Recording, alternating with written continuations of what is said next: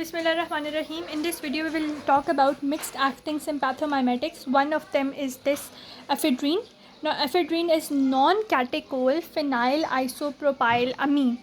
It is not catechol, but it is this phenyl isopropyl, something like this, isopropyl amine. So this is non-catechol phenyl isopropyl amine. Because it is non-catechol, it is not metabolized by the COMT enzyme. Because of it, it has high bioavailability. It has longer duration of action. Because it is not being metabolized, so it will stay for a longer time and it will have longer action.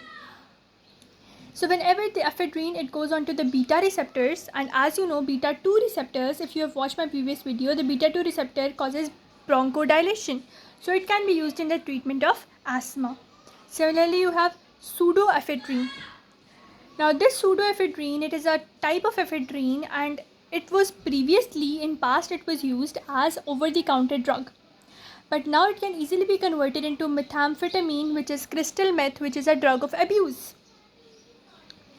And on ephedrine, on the CNS, it is acting as a mild stimulant.